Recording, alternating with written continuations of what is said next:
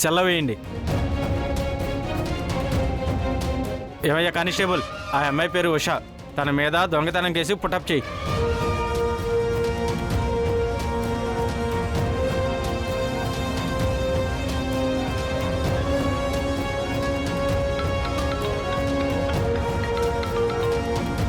Hello, SI గారు, నేను అక్షితాని మాట్లాడుతున్నాను. చెప్పండి మేడం.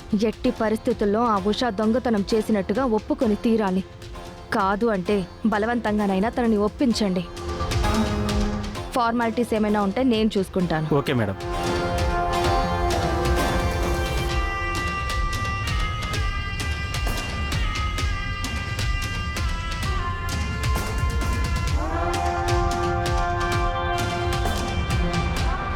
కానిస్టేబుల్స్, ఆ అమ్మాయిని తీసుకురండి.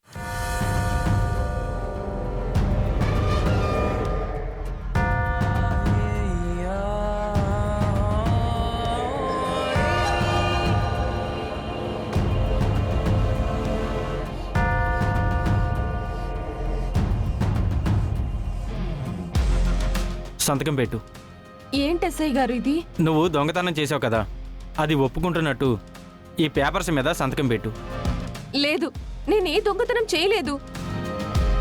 చూడమ్మా, ఎందుకు అనవసరమైన ఆర్గ్యుమెంటు? ఎస్ఐ గారు చెప్తున్నారు కదా, సంతకం పెట్టు. నిజంగా నేను దొంగతనం చేయలేదండి. దొంగతనం చేయకుండా చేసినట్టు నేనెందుకు ఒప్పుకోవాలి? ఏయ్, ఏంటి నోరులేస్తుంది? నిజంగా నువ్వు దొంగతనం చేయకపోతే అక్షిత మేడం నెక్లెస్ నీ సూట్ కేసులోకి ఎందుకు వస్తుంది?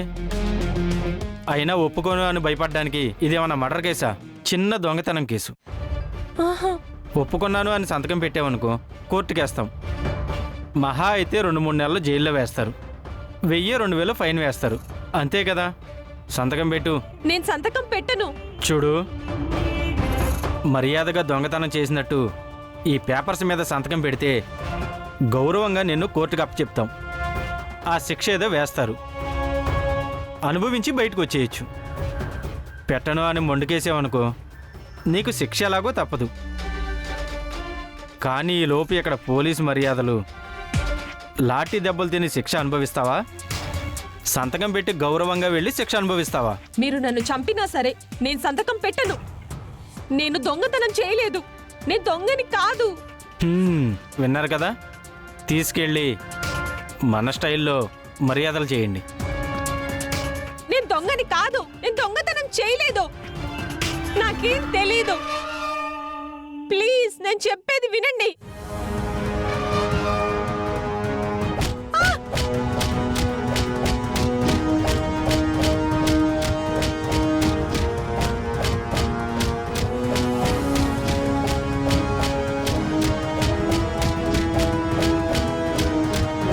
ఎస్ఐ గారు, ఎస్ఐ గారు, అమ్మా! అయ్యో, ఆపండి. ఉషా, ఏంటండి ఎస్ఐ గారు, ఎందుకలా కొడుతున్నారు? దొంగతనం చేస్తే కొట్టగా కూర్చోబెట్టి కాఫీలు టిఫిన్లు ఇమ్మంటారా? చూడండి ఎస్ఐ గారు, ఆ అమ్మాయి అలాంటిది కాదు. ఖచ్చితంగా ఈ దొంగతనం తను చేసి ఉండదు అని మీరు చెప్తే కుదరదండి, కోర్టు చెప్పాలి. ఆ అమ్మాయి దొంగతనం చేసిందని చెప్పి మీ ఇంట్లో వాళ్ళే కంప్లైంట్ చేశారు. ఆ నక్లీస్ తన సూట్ కేసులోనే దొరికింది. మీ ఇంట్లో అందరూ సాక్ష్యం కాబట్టి అరెస్ట్ చేశాం. సరేనండి, మా వాళ్ళు కంప్లైంట్ ఇచ్చారు కాబట్టి మీరు అరెస్ట్ చేశానంటున్నారు. సరే, బెయిల్ అయినా ఇవ్వండి. మా అమ్మాయిని మేము తీసుకెళ్తాం. కుదరదమ్మా. ఎందుకు కుదరదు సార్? ఎందుకంటే తను దొంగతనం చేసిందని ఆధారాలతో సహా రుజువైంది. ఒక్క ఆధారంతో తనే దొంగ అని ఎలా నిర్ణయిస్తారు? అయితే తను దొంగతనం చేయలేదని ఒక్క ఆధారం చూపించండి, వదిలేస్తాను. ఒక్క నిమిషం, మేము తనతో మాట్లాడచ్చా? హ్యాపీగా మాట్లాడుకోవచ్చు. ఉషా, ఏంటిదంతా? అసలేం జరిగింది ఉషా? నాకేం తెలియదక్క. రాత్రేమో అక్షితక్క దొంగ దొంగ అని అరిచింది. తలుపులన్నీ వేసున్నాయి. ఆ తర్వాత దొంగెవరూ లేరు అంది. తెల్లారేసరికి తన రూమ్లో నెక్లెస్ పోయిందని గొడవ చేసింది. దానికి కారణం నేనే అంది. అక్షిత నెక్లెస్ నీ సూట్ కేసులోకి ఎలా వచ్చింది? అదే నాకు అర్థం కావట్లేదు. కానీ నేను నమ్మే దేవుడి మీద ప్రమాణం చేసి చెప్తున్నాను, నిజంగా నేనే దొంగతనం చేయలేదక్కా. ఉషా, నువ్వేం టెన్షన్ పడకు, నేనున్నాను కదా, నేను చూసుకుంటాను. నిన్ను విడిపించి నేను తీసుకెళ్తాను. నువ్వు ధైర్యంగా ఉండు. చూడండి ఎస్ఐ గారు, మీరు అడిగినట్టే ఆధారాలతోటి తను దొంగతనం చేయలేదని నిరూపిస్తాను. కానీ ఒక్క విషయం గుర్తుపెట్టుకోండి, మీకు అధికారం ఉంది కదా అని మళ్ళీ ఆ అమ్మాయి మీద చెయ్యి పడేలా చేస్తే మ్యాటర్ చాలా దూరం వెళ్తుంది. తను నిజంగానే దొంగతనం చేసినా తనని అరెస్ట్ చేసి కోర్టులో సబ్మిట్ చేయడమే తప్ప దండించే రైట్ మీకు లేదు సార్. ప్రూఫ్స్ తో సహా వస్తా. పదండి. అక్క, చూసావా, నీకు అడ్డంగా ఉన్న ఉషని ఎంత సింపుల్గా బయటికి పంపించానో. ఇక లైఫ్లో నీ జోలికి ఇంటి జోలికి రాదు. ఏమైంది చందు? హ్యాపీగా ఫీల్ అవ్వకుండా ఎందుకలా టెన్షన్లో ఉన్నావు? టెన్షన్గానే ఉందో దినా. అదే ఎందుకు అంటున్నాను. నువ్వైతే తెలివిగా ప్లాన్ చేసి దొంగని క్రియేట్ చేసి ఉషాని దొంగతనం చేసిందని క్లియర్గా అందరికీ రుజువు చేయగలిగావు. ఇంట్లో అందరితో పాటు పోలీసులు కూడా నమ్మించగలిగావు.